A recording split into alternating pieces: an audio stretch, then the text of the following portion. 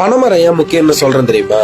குருத்து சீவி கல் எடுப்போம், சுண்ணாம்பு தடவி பதனி எடுப்போம், பதனியை காய்ச்சி கருப்பட்டி எடுப்போம், கருப்பட்டியை நொறுக்கி நாட்டு சர்க்கரை எடுப்போம், காஞ்ச ஓலையை வச்சு கூரை கட்டுவோம், வேலி கட்டுவோம், பச்சை ஓலையை வச்சு விசிறி மட்டை செய்வோம், பச்சை மொளையை பதப்படுத்தி ஓலைச்சுவடி செய்வோம், பச்சை மட்டையை வச்சு கார்த்தி சுத்துவோம், காஞ்ச கூக்கான வச்சு கார்த்தி கட்டுவோம், காஞ்ச மட்டையை வச்சு விறகரிப்போம், கோடை காலம் வந்தா நொங்கு திம்போம், முத்தன நொங்க பனம்பழத்துக்கு விட்டுருவோம், விழுந்த பனம்பழத்தை சுட்டு சாப்பிடுவோம், மீந்த பனம்பழத்தை கிழங்குக்கு போடுவோம், தோண்டன கிழங்கு அவிச்சு சாப்பிடுவோம், அடுக்கண கிழங்குல கொட்டையை உடைச்சு சாப்பிடுவோம், நீந்த கிழங்கு அடுத்த தலைமுறைக்கு ஒரு பனங்கண்ண நட்டுட்டு போயிட்டே இருப்போம், விழுந்த மரத்தை தலவாளத்துல பொலந்து கட்டுவோம், எழுந்த மரத்தை விளக்கேத்தி கும்பிடுவோம், வளர்ந்த மரத்தை தாய் தெய்வமா வணங்குற கூட்டண்டாய் நாங்க. படகு கூட பனைமரத்திலேயே செஞ்சவங்கடா நாங்க. சேர மன்னர் குடிச்சின்னமா பனைமரம் தான் இருந்திருக்கு. பனம் பூவை பல மன்னர்கள் தன்னுடைய கழுத்துல மாலையா போட்டு வந்திருக்காங்க. இதெல்லாம் தாண்டி கடும் வறட்சியை தாங்கி தானும் வாழ்ந்து தன் மக்களையும் வாழ வைக்கிற தமிழோடைய தலைமரம். அது மட்டும் இல்லாம பல கோயில்களுக்கு இன்னமும் பனைமரம் தான் தலைமரமா இருக்கு. இவ்வளவு தாண்டி பனையபுரம், பனஞ்சேரி, பனந்தோப்பு இது போல ஊர் பேரையும் பனையோட சேர்த்து வச்சிருக்காங்கன்னா